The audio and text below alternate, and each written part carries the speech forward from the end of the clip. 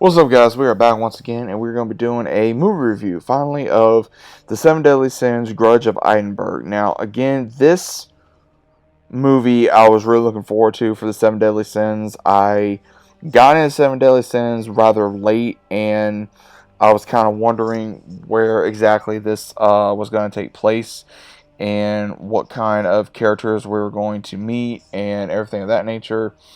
Overall, I'm kind of back and forth with this movie, if you really want me to be honest. I mean, you have where Meliodas and Elizabeth's son, Tristan, finally comes in his own, trying to become a warrior, trying to be a holy knight, and him going on his own to find his mother's, who's trying to curse Elizabeth, right? And because apparently something happened in Tristan's late life to where he got into a fight with him being trained with another, I guess, a friend of his, and he got hurt because of his powers. And Tristan has the abilities of not only Meliodas but Elizabeth.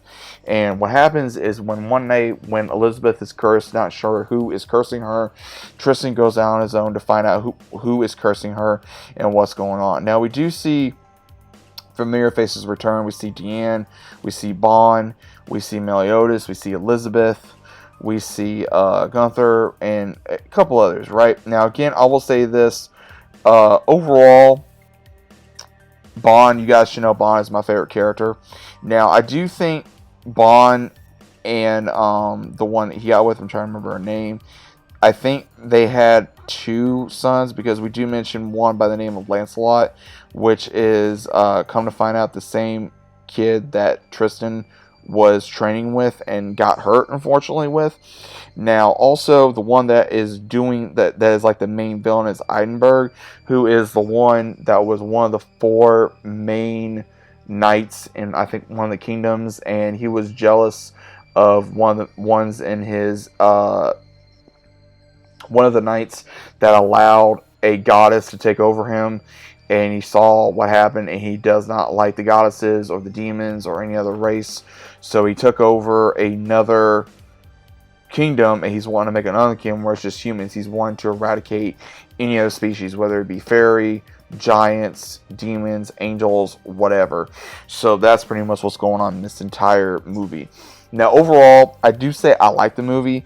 I'm not a big fan of the animation. I would prefer if they went back to the animation that they had during the actual series. I think it looks a lot better than, honestly, what we have now. To me, this is not the best animation. I feel like that they kind of went backwards. I'm feeling like this animation is what they gave us with that, man, what was the other series that they did? Pacific Rim, like that Pacific Rim animation. I feel like that was not the best animation that they could have gave us with this film, because not only it felt like it was too short, it feels like that they should have made this into a series or something. Like, they could have gave us 8 episodes and they could have stretched it out more rather than giving us just a 42-minute movie. That is my opinion.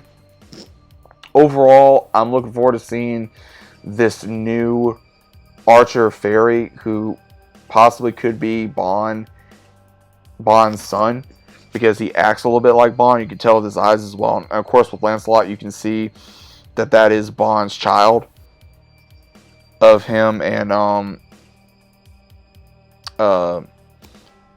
not Elaine's children. So again, I don't know, guys. I mean, I think that they may have had 2 children.